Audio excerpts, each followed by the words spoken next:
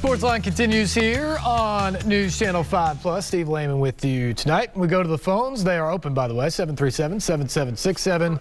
And say hello to Marty. Marty, good evening. Welcome to SportsLine. How you doing, man? Good. I just want to talk about these coaches leaving these programs, going to different programs. I think they let a lot of I think they're selfish and they let a lot of greed set in on them. I mean, man, they're winning already. They already got money. I just don't understand it, man. I don't understand it. Why would you leave Notre Dame to go to LSU? It don't make a lot of sense to me. You're winning. Notre Dame been winning for years in college football. Sure. I mean, I don't understand it. I don't. Then this guy from Oklahoma goes to USC. It don't make no sense. There's a lot of selfishness and greed, man. I mean, it just don't make no sense to me. You know? I get it. That's all I got to say about it. Yeah, Marty, I get it. I think a lot of people scratch their head out there, but honestly, the answer, I think it's pretty simple. In Brian Kelly's case, at least, it's $95 million. That's why. I mean, he's getting a $95 million contract that's guaranteed at LSU to go do it. And that is significantly more money than he was making at Notre Dame. And it's also a challenge. I also think people have brought up in the case of Lincoln Riley going out to USC that he might be scared of the SEC. I don't know if that has anything necessarily to do with it. I think that as good of a job as Oklahoma is, there's a little bit more sex appeal to being in LA and being at USC and being the Trojans and all of that sort of thing, as great of a program as Oklahoma is. And now Oklahoma is going to move into the toughest division in all of college football, the SEC West. That is a bit of a challenge, and maybe he thinks that his path to ultimate success, winning a national championship, would be better at USC. He goes out there, gets it rolling, gets it back to where it should be, a top 3, 4, 5 program at worst in the country. Then he can dominate the Pac-12, kind of like Pete Carroll once upon a time did.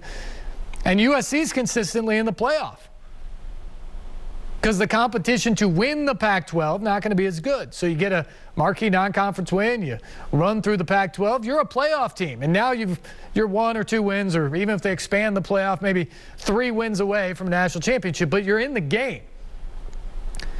If you're Oklahoma, who, by the way, has been in the playoff a bunch out of the Big 12, now you're moving to the SEC.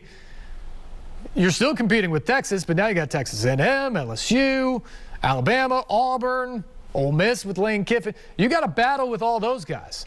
That's a difficult challenge.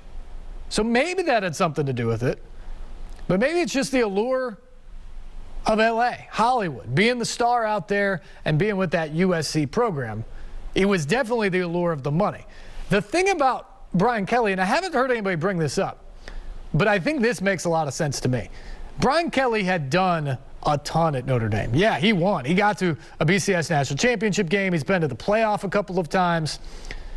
He's won a bunch of games at Notre Dame. He's really restored the glory to Notre Dame football after a decade or so of it not being very good. But can he get over the hump? Does he think he can get over the hump and win that national championship ultimately? I don't know, but even if he does, maybe he thinks I've kind of gotten it to where it can be, and maybe we do get over the hump one year.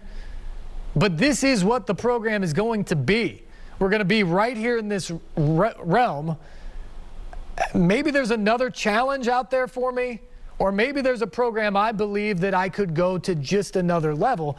And maybe he thinks that's LSU. And here's the difference between Kelly and Riley, is Kelly's 62 years of age.